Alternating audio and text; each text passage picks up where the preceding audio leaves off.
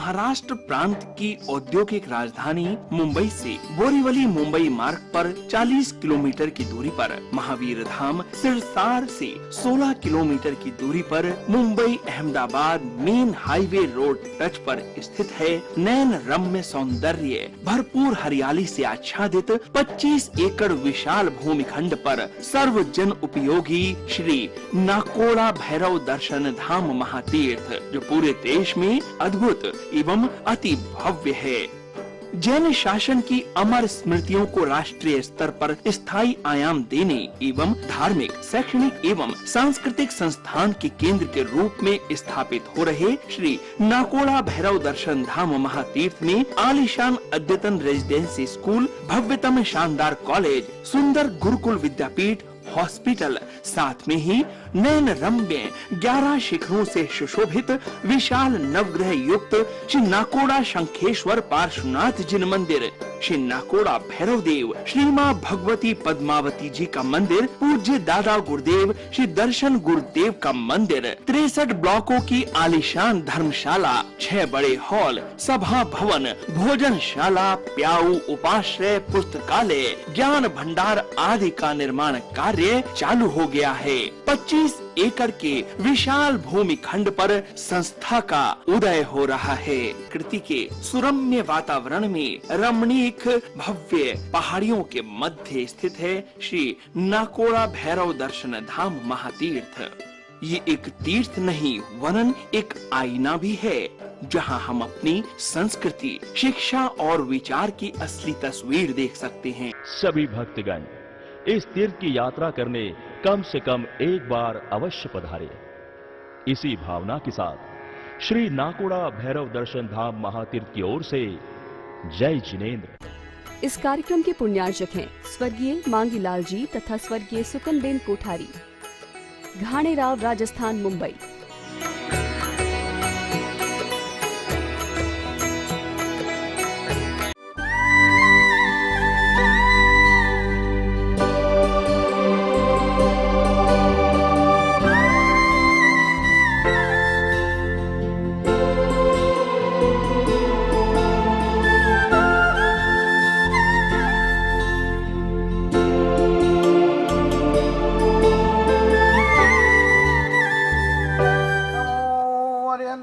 नमो सिद्धाणम नमो वयनियानम नमो उज्जायानम नमो लोये सवसाहुणम ऐस वंचानम कारो सब पावपणासनो मंगलानम च संवेशिम परमं हवै मंगलम। परम पुकारी जीव मात्र के कल्याण की भावना वाले महापुरुष चरम तीर्थ प्रति भगवान महावीर स्वामी जी, जब उन्होंने अपने केवल ज्ञान के द्वारा, अपने केवल दर्शन के द्वारा जान लिया, उन्हें ज्ञात हो गया कि अब मेरा निर्वाण काल है, अंतिम समय है, अब जाने की घड़ी है, बहुत ही निकटतम आ चुकी है। वैसे समय के अंदर भगवान अपना सर्वस्व लुटाने के लिए और दुनिया को समृद्ध, सुखी और आनंद के सरोवर के अंदर स्नान कराने के लिए उन्होंने अपने शरीर के ऊपर ध्यान न देते हुए, मृत्यु का भय न रखते हुए वो पावापुर की धर्म सभा के अंदर विराजमान हो गए। नॉन स्टॉप 48 यानी 16 प्रहर तक उन्होंने धर्म देशना नॉन स्टॉप दिया। 50,000 साधु गौतम स्वामी जी के और 14,000 साधु भगवान महावीर स्वामी के और भगवान के परम गुरु भक्त नवमल्ली और नवलच्छी देश के राजा सारे बैठे हुए हैं। 16 प्रहर तक, यानी आप विचारो कितने 3 दिन हो गए। क्या भूख नहीं लगी होगी, प्यास नहीं लगी होगी, दुकान याद नहीं आई होगी, उनको धंधा याद नहीं आया होगा, किसी ने ब्याज देने के लिए टाइम दिया होगा, वो भी याद आया होगा। मगर शास्त्रों में लिखा है कि रूढ़ी ने रडियाड़ी रे वीरतारी देश नारे, ये तो भली जो जन्म संभलाई। भगवान जब धर्म देशना देते हैं ने, तब एक योजन तक उनका आवाज जाता है और लोगों को सुनाई दे पड़ती है। साकर द्राक्ष ते हारी जाय, कुमति जनना मद मोड़ाई। और इतनी मीठी लगती है, इतनी मधुरी लगती है भगवान महावीर के वचन, वाणी, प्रवचन। साकर और द्राक्ष दोनों उसके सामने फिक्के पड़ जाते हैं और आदमी को उस समय नींद, थकावट या और कोई चीज बिल्कुल उनको याद तक नहीं आती है। इतना प्रभाव उस भगवान की वाणी का होता है। ऐसी वाणी परमात्मा की चलती रही और भगवान ने उस समय, अंतिम समय में जो बातें बताई, उस आगम ग्रंथ का नाम है उत्तराध्ययन सूत्र। क्योंकि वर्तमान के अंदर लोग विनय विवेक चुक चुके हैं और भगवान ने अंतिम समय के अंदर 16 प्रहर तक जो धर्म देशना बहाई, उसके अंदर पहला ही अध्याय विनय अध्ययन बताया है। विनय, जिस घर में विनय विवेक नहीं है, जिस समुदाय में विनय विवेक नहीं है, जिस व्यक्ति में विनय विवेक नहीं है, जिस ग्रुप में विनय विवेक नहीं है, वहां पर जीरो है। वहां कोई हीरो नहीं बन सकते हैं, वो सब हीरो होते हैं। सब में बड़प्पन होता है, सब में एक ही चीज होती है कि मैं कोई किसी से काम नहीं हूं। और ऐसी समाज होता है, ऐसा कोई परिवार होता है, ऐसा समुदाय होता है, उसकी उन्नति और विकास कभी नहीं हो सकता है। इसलिए कल मैंने इस विनय अध्ययन के अंदर हमने 15 दिन तक सिर्फ विनय और विनय के ऊपर ही 15-20 दिन प्रवचन दिए। कल हमने विषय बदला था, अध्ययन तो वो का वही है, विनय अध्ययन ही है। मगर भगवान ने इस विनय अध्ययन के अंदर तरह तरह से व्यक्ति को मानव और महामानव किस तरह से वो बने और पशुता के अंदर न चला जाए। पशुता यानी क्या? गलत रास्ते जाना, गलत दोस्त रखना, गलत खाना खाना, गलत पीना, गलत धंधे करना, गलत जगह पे जाना, गलत तरह का जीवन बनाना, मुख में राम बगल में छुरी, ऐसी जिंदगी जीने वाली जो जिंदगी होती है वो पशुता की होती है। तो ये महान पुण्य के उदय से मनुष्य की जिंदगी मिली है। आप एक दिन के अंदर 25 करोड़ रुपये कमा सकते हो, मगर उस 25 करोड़ रुपये से गया हुआ दिन वापस आप नहीं ला सकते हो। तो ऐसे कीमती दिन इस मनुष्य जिंदगी में अपन को मिले हैं।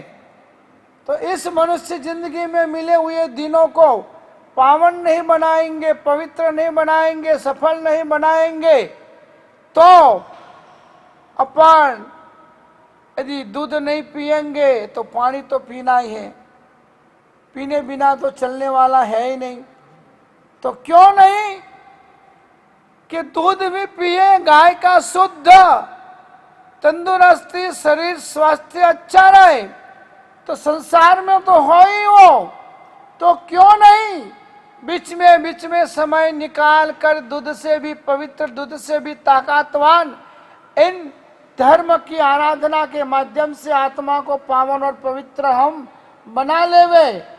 इसलिए प्रभु ने अपन को कल बताया, राग द्वेष अधर्म का द्वार है। कल का विषय था हमारा, उसके ऊपर अपन विस्तार से कल 1 घंटा प्रवचन हुआ है। आज का विषय है राग द्वेष नरक का द्वार है। दरवाजे बहुत होते, कोई बड़े दरवाजे होते हैं, कोई छोटे दरवाजे होते हैं, कोई बारियों में से भी निकलने का रास्ता होता है और कोई लिफ्ट के द्वारा भी जाने आने का रास्ता होता है। आजकल तो रास्ते बहुत ही हो चुके हैं, मगर आत्मा के लिए रास्ता एक ही है, जन्म का और मरण का। उसके अलावा मनुष्य के लिए अभी तक और कोई दूसरा रास्ता नहीं निकला है। जिसने भी जन्म लिया है उसको एक दिन यहाँ से विदाई लेना है। और अभी तो कुदरत ने कारा कैर बरता दिया है। जो भी सामूहिक कर्म अशुभ कर लिए, समुदाय में साथ में रहकर गलत काम कर दिए, एकजुट होकर 50, 100, 200, 500 लोगों ने कोई रात्रि भोजन कर लिया, कोई ऐसे धर्म को अशोभनीय कर्म कर लिए, कई समाज में फूट पड़वा दी, कई संघों में आग लगवा दी, कई कुटुंब परिवारों के अंदर लड़ाई झगड़े करवा दिए, कई राग द्वेष, वो भी अकेले नहीं, सामुदायिक कर्म जितने अपन लोगों ने इस भाव में, परभाव में या किसी भी भाव में बंधे, वो कर्म कभी न कभी जीवन में उदय में आता है। और उदय में आता तब इस तरह से आता है, जैसे अभी कोरोना आया है ना, सामुदायिक आया है, किसी एक व्यक्ति के ऊपर नहीं आया है। सामुदायिक रीत से जगह जगह पर विश्व के अंदर जहाँ खाना गलत है, जहाँ पीना गलत है, जहाँ काम करना गलत है, जहाँ की रुचि, नीति और प्रकृति सब गलत चली वर्षों तक, और वही सामुदायिक हित में महाघोर पापों के कर्म किए। इसलिए वो कर्म भी वर्तमान में उदय में आए महावीर की दृष्टि में, महावीर के दृष्टिकोण में। इसलिए अपन देख रहे हैं कि अच्छे अच्छे लोगों को बुखार आता है, कोई टच होता है, कोई स्पर्श होता है, खाली देखने भी चले जाते हैं और कोरोना हो जाता है। और भयग्रस्त तो लोग इतने बने हुए हैं कि मालूम पड़े कि उसको हुआ है, अब वो हॉस्पिटल जाकर छुट्टी मिल गया है, अच्छा हो गया है, तो भी उसको देखकर डर लगता है। उससे बात करने में, उसको मिलने में, उससे हाथ मिलाने में या उससे दोस्ती रखने में भी डर लगता है। ये संसार पहले से ही स्वार्थ से भरा हुआ है। यहाँ पर आप कोई ऐसा मत समझो कि यह व्यक्ति मेरा है। जवा तो दे जख्म लईने, खबर પડશે કોણ ઊભા છે નમક લઈને અને કોણ ઊભા છે મલમ લઈને। जब दुखी स्थिति में, कोई ऐसी गंभीर परिस्थिति में से जब आप निकल रहे हो ने, और उस समय मालूम पड़ेगा आपको कि टेंशन के समय के अंदर कौन आदमी अपना है वो मालूम पड़ता है। दुख के समय में, आपत्ति के विपत्ति के समय में कौन अपना है मालूम पड़ता है। जवा तो दे चाल जल जख्म लईने, जख्म लेके जाओ तब मालूम पड़े। खबर પડશે कौन उभा छे नमक लईने। आपके उस जख्म के ऊपर नमक लगाने वाला कौन है, यानी आश्वासन, प्रेम। अरे घबरा मत, मैं तेरे साथ हूं। हाँ, इसलिए तो कहा गया कि मित्र ऐसा कीजिए जैसे सिर का बाल, काटे कटावे पीछू कटे तोय न छोड़े ख्याल, मर जाए मगर दोस्ती न छोड़े, उसका नाम दोस्त कहा गया है। और अपने जैन धर्म के अंदर तो इसलिए कहा कि कल्याण मित्र बनाओ। कौन से मित्र बनाओ? कल्याण मित्र बनाओ, जो आपको हर समय के अंदर अच्छी सलाह, अच्छी बात, अच्छी जगह जाना, अच्छी जगह आना, अच्छे कर्म करना और सुख दुख के अंदर वो अपन को समाधि और शांति देवे, गायब ना हो जाए। हाँ, उसको बोला जाता है कल्याण मित्र। तो बनाओ तो कल्याण मित्र बनाने का। इसलिए यहाँ पर इस विनय अध्ययन के अंदर अपन को आज विषय रखा है राग द्वेष ही नरक का द्वार है। नरक का द्वार क्या है? राग द्वेष। तो राग द्वेष क्या है? मन के अंदर अप्रीति होना, मन के अंदर द्वेष आना, मन के अंदर क्रोध आना, मन के अंदर कसाय आना और उसको प्रैक्टिकल में लाकर न करने का काम कर देना, किसी को मार देना, किसी को मरवा देना, किसी के लिए षड्यंत्र करना, किसी को गाली गलौज करके उन्हें खराब बताना दुनिया की नजरों में, वो कांटे का रास्ता है। और कांटों के रास्तों के ऊपर बिना जूते चलने वाले व्यक्ति के पांव में क्या आता है? खून आता है, दर्द होता है, वेदना होती है, आगे चलना उसका मुश्किल हो जाता है। वैसे ही जिस व्यक्ति के दिल में राग द्वेष भरा है वो जीते जीते नरक जैसा है। क्यों? मैत्री आएगी नहीं, राग द्वेष होगा तो। प्रेम किसी के प्रति आएगा नहीं, राग द्वेष होगा तो। अनुमोदना करने का मन में किसी अच्छे आदमी का भी, कोई अच्छी तपस्या कर रहा है, कोई अच्छी धर्म प्रभावना कर रहा है, कोई अच्छे धर्म के काम करवा रहा है, कोई अच्छे तीर्थों की प्रभावना कर रहा है, कोई गांव गांव नगर नगर ढानी ढानी घूम घूम के जैन शासन की प्रभावना कर रहे, कोई शांत रहकर समाधि में बैठकर साधना कर रहे, ऐसे महात्माओं को भी देखकर जिनको प्रेम और मैत्री पैदा ना होवे, उसका नाम है राग और द्वेष। हम ही अच्छे हैं, दूसरे सब बुरे हैं, उसका नाम है राग और द्वेष। हमको ही वंदन करने से सुसाधु हम, और दूसरे को वंदन करना मतलब वो कुसाधु, वो राग और द्वेष। यह चीजें जहाँ तक इस दिमाग में से, इस हृदय में से अपन निकालते नहीं है, वहाँ तक अपनी सारी की सारी धर्म क्रियाएं राग द्वेषमय बन जाती है। एक मकोड़ा कुमारपन राजा के शरीर के ऊपर आके चिपक गया, काटने लगा, और ध्यान में बैठे थे, धर्म में बैठे थे, और उनको हुआ करे बेचारा ये मर जाएगा। उस मकोड़ों को बचाने के लिए उतनी चमड़ी काट कर उन्होंने साइड में रख दी, मगर मकोड़ा को खींच के ऊपर से नहीं निकाला। इतनी सहनशीलता, इतनी कृपा, इतनी दया राग द्वेष बिना के व्यक्ति को होती है।